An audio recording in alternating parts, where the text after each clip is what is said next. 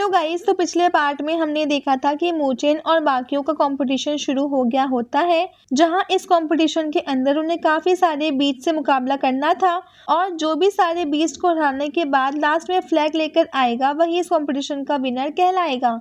इसीलिए सारे लोग बीच से फाइट करते हुए उस फ्लैग को लेने की कोशिश कर रहे होते हैं, लेकिन तब आखिरी में जब मोचेन उस फ्लैग के पास पहुंचता है तो वहां पर काफी सारे लोग और आ चुके होते हैं और अब उस फ्लैग को लेने के लिए बाकी सभी के बीच आपस में फाइट होगी और जो फाइट में जीतेगा वही उस फ्लैग को ले पाएगा। और इस फाइट में सबसे पहले आगे मोचेन और यान होंग आते हैं ताकि देख सके कि दोनों की फाइट में कौन जीतता है। अब इस पार्ट की शुरुआत में जो एल्डर होता है वो सभी से कह रहा होता है कि इस साल के जो भी डेसिपल यहाँ पर आए हैं वो तो सबसे अलग है और काफी ज्यादा इंटरेस्टिंग भी है। उनके पास तो काफी सारी पावर है और उनमें से सबसे खास मुझे मोचेन दिखाई दे रहा है। वही बाकी डेसिपल ये सारी चीजें देख करके कह रहे होते हैं कि हमें नहीं लगता कि मोचेन यहाँ पर यान होंग से जीत पाएगा, क्योंकि यान होंग उससे काफी ज्यादा लेवल आगे है और अपने से सीनियर को हराना इतना आसान काम नहीं होता है। लेकिन खैर देखते हैं कि आखिर इस फाइट में होता क्या है। तो वही उस फ्लैग के पास मोचेन और यान होंग दोनों सामने सामने खड़े होते हैं, जहां यान होंग मोचेन से कह रहा होता है कि देख लेना, मैं अभी तुम्हें हराकर सारे लोगों को बता दूंगा कि मैं तुमसे ज्यादा स्ट्रांग हूँ और सारे लोगों के सामने मैं तुम्हारी बेइज्जती भी मैं करूंगा। लेकिन मोचेन उससे कहता है मैं खुद ही तुम्हें यहाँ पर इतनी बुरी तरीके से हरा दूंगा कि कभी तुम किसी को मुंह दिखाने के लायक नहीं बचोगे।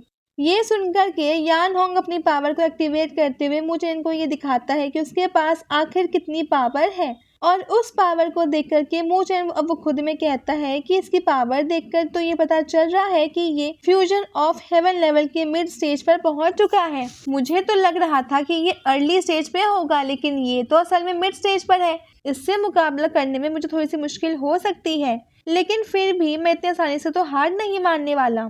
जिसके बाद वो भी वहां पर अपनी पावर को एक्टिवेट करना शुरू कर देता है और जैसे वो अपनी पावर को एक्टिवेट करता है उसकी डिवाइन सोल बाहर निकलकर आ जाती है, जो कि काफी ज्यादा खतरनाक दिखाई दे रही थी। इसके बाद अब देखते ही देखते दोनों के बीच काफी जबरदस्त फाइट शुरू हो जाती है। दोनों अपनी पावर का इस्तेमाल करते हुए एक दूसरे के लगातार अटैक किए जा रहे थे, लेकिन अब किसी का भी अटैक एक दूसरे से ऊपर इतना स्ट्रांग नहीं दिखाई दे रहा था।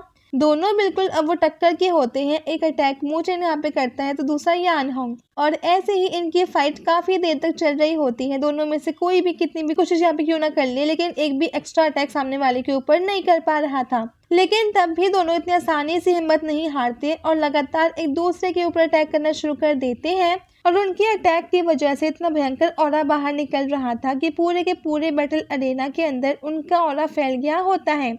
थोड़ी देर बाद मोचेन अब वो खुद में कहता है कि अगर मैंने यहाँ पर सिर्फ अपनी स्पिरिचुअल पावर को यूज किया तो मुझे नहीं लगता कि मैं यहाँ पर यान होंग को हरा पाऊंगा। उसके बाद यान होंग जो होता है मोचेन से कहता है आज मैं तुम्हें बता दूंगा कि डिवाइन सोल लेवल और फ्यूजन ऑफ हेवन लेवल में क्या फर्क होता है। तो अब तुमसे फाइट करने के बाद मेरा मन जो है वो भर चुका है और मैं अब यहाँ पर और ज्यादा टाइम वेस्ट करने वाला नहीं हूँ। जिसके बाद वो एक डेंजरस वाला अटैक मोचेन के ऊपर ही कर देता है, लेकिन मोचेन भी उस अटैक को रोकने के लिए तैयार था। वो भी अपनी पावर का यूज करते हुए यान होंग के इस अटैक को रोक लेता है, लेकिन तब यान होंग ने अपनी और ज्यादा स्ट्रॉन्ग को बढ़ा लिया था, जिस वजह से मोचेन का अटैक यहाँ पर अब खत्म होने लगता है। ये देख करके तो मोचेन भी घबरा जाता है कि ये किस तरीके का अटैक है। वही ये सारी चीजें देख कर के सेक्ट के अंदर जितने भी डेसिपल होते हैं वो सभी हैरान हो रहे थे। उन्हें लग रहा था कि अब तो नहीं लगता मोचेन यहाँ पर जीत पाएगा, तो क्योंकि यान होंग ने यहाँ पर अपनी पूरी पावर का यूज करना शुरू कर दिया है और इसे रोकना मोचेन के लिए बहुत ज्यादा मुश्किल हो सकता है।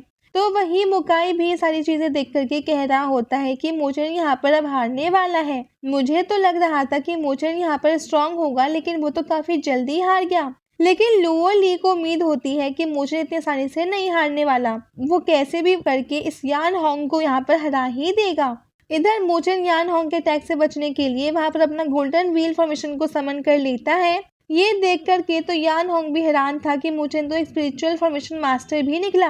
मुझे नहीं लगा था कि ये एक फॉर्मेशन मास्टर होगा, लेकिन खैर कोई बात नहीं, इसका ये फॉर्मेशन भी मेरे अटैक को नहीं रोक पाएगा। जिसके बाद वो वहां पर अपने स्पिरिचुअल वाले को समन कर लेता है और उसका इस्तेमाल करते हुए सीधा उसे मोचेन की तरफ ही फेंक देता है ताकि उसका ये फॉर्मेशन ब्रेक हो सके। मोचेन अपनी फॉर्मेशन की पावर का यूज कर सकता है और जैसे ही खतरनाक वाला अटैक उस भाले के ऊपर जाता है तो वो भाला वहां पर चकनाचूर हो जाता है, जिसके बाद मुचिन का अटैक सीधा यान होंग को लगने वाला था।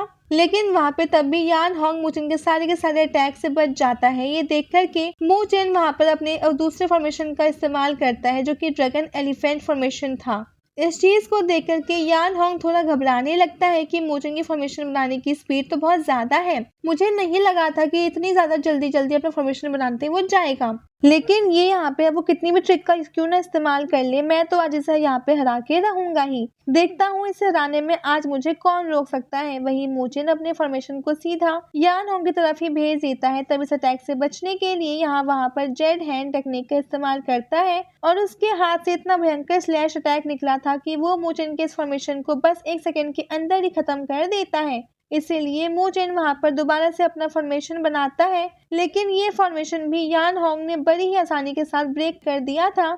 लेकिन ये देख कर के मोचेन थोड़ा सा परेशान होने लगता है कि ये तो मेरे फॉर्मेशन को बड़ी ही आसानी के साथ ब्रेक करते जा रहा था। इसीलिए अब वो वहां पर अपना डिमन फॉर्मेशन बना देता है।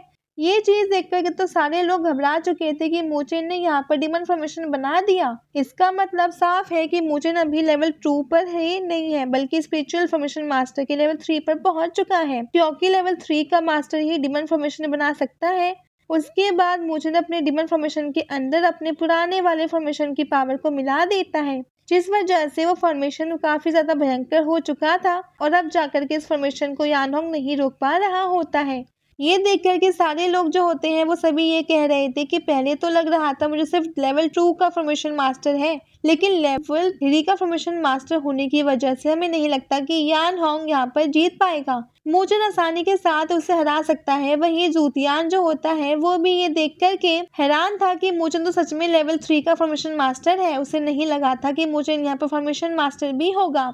तब यान होंग मोचन के फॉर्मेशन को रोकने के लिए वहां पर अपने स्पिरिचुअल बीस्ट को समन कर लेता है और कहता है अब मैं तुम्हें दिखाता हूँ कि तुम्हारा लेवल 3 का फॉर्मेशन भी मेरे बीस्ट के सामने नहीं टिक पाएगा। इसके बाद वो वहां पर बीस्ट टाइगर ड्रैगन था, जो कि दुनिया के सबसे ज्यादा स्ट्रॉन्ग बीस्ट के 50 नंबर पर आता है। ये देख करके तो मुझे भी थोड़ा सा घबरा जाता है कि ये बीस्ट तो सच में काफी ज्यादा स्ट्रॉन्ग है। तो आखिर यान होंग के पास ये बीस्ट कैसे आ गया? इससे मुकाबला करना इतना ज्यादा आसान नहीं होने वाला है। जिसके बाद यान होंग अपने बीस्ट को सीधा मोचेन की तरफ ही कर देता है, ताकि वो मोचेन के फॉर्मेशन को खत्म करते हुए मोचेन को भी यहाँ पर खत्म कर डाले। लेकिन तब मोचेन उसके अटैक से बचने के लिए वहां पर अपनी डिमन फॉर्मेशन को और ज्यादा स्ट्रॉन्ग बना देता है। लेकिन वो यहाँ पे वो कितना भी स्ट्रॉन्ग उस फॉर्मेशन को क्यों ना बना ले, उस टाइगर ड्रैगन ने उस फॉर्मेशन को बड़ी आसानी के साथ ब्रेक कर दिया था। ये देख कर के तो सारे के सारे लोग घबरा चुके थे कि मोचन तो यहाँ पर अब लग रहा है कि हारने वाला है। वो लड़की जो होती है लुओ ली से कह रही होती है कि मोचन तो यहाँ पर हार जाएगा, लेकिन लुओ ली बस ये सोच रही होती है कि उसे पूरी उम्मीद थी कि मोचन यहाँ पर जरूर जीतेगा और उसे मोचन की अभी मदद नहीं करनी चाहिए, क्योंकि अगर वो अभी उसकी हेल्प करने गई तो मोचेन को यहाँ पर अच्छा नहीं लगेगा और यहाँ पर ऐसा लगेगा कि लुओ ली यहाँ पर चीटिंग करने के लिए आ गई है। इसीलिए वो वहीं पर रुकती है। तो वहीं वो टाइगर अब सीधा मोचेन के ऊपर ही अटैक करने के लिए आ जाता है और एक काफी भयंकर वाला अटैक मोचेन के ऊपर कर देता है, जिस वजह से चारों तरफ से ऑरा ही ऑरा फैल गया था। लेकिन तब भी इससे मोचन को एक फर्क नहीं पड़ रहा होता है, क्योंकि उसने वहां पर जियो को समन कर लिया था। ये देख करके तो सारे के सारे लोग घबरा चुके थे कि मोचन के पास जियो है। तो अब तो किसी को यकीन ही नहीं हो रहा होता है कि मोचन कितना कमजोर होने के बाद भी इसने अपने पास जियो को रखा है। इसका मुकाबला तो कोई भी यहाँ पे कर ही नहीं सकता है। और अब यहाँ पर यान होंग का मरना बिल्कुल तय हो चुका है। इसके अंदर इतनी पावर नहीं है कि वो जियो का मुकाबला यहाँ पे कर सके। लेकिन मोचेन जियो से कहता है मैंने तो अभी तुम्हें थोड़ी देर के लिए ही बाहर निकाला है, लेकिन आगे चलकर मुझे तुम्हारी हेल्प नहीं चाहिए। मैं देखना चाहता हूँ कि मेरे अंदर इतनी पावर है भी या फिर नहीं कि मैं इस यान होंग को हरा सकता हूँ। इसलिए तुम मेरी हेल्प मत करो, मैं बिना तुम्हारी हेल्प के इस यान होंग को हराने की कोशिश में करता हूँ। ये देख कर के तो जियो भी हैरान थी कि मोचेन तो यहाँ पर पागल हो गया है, लेकिन तब भी जैसा मोचेन ने कहा था वो वैसा करने के लिए तैयार रहती है। तो इस चीज को देख करके यान होंग कहता है मोचेन तो सच में बहुत बड़ा बेवकूफ निकला। उसने तो अपनी जियो को वापस अंदर रख लिया है। मैं बता दूंगा कि इसे वापस रखने का इसे कितना बड़ा पछतावा होता है। अब तो मैं नहीं छोड़ने वाला। और इसके साथ ही ये एपिसोड यहीं पे एंड हो जाता है। Stay tuned for the next episode. Thanks for watching.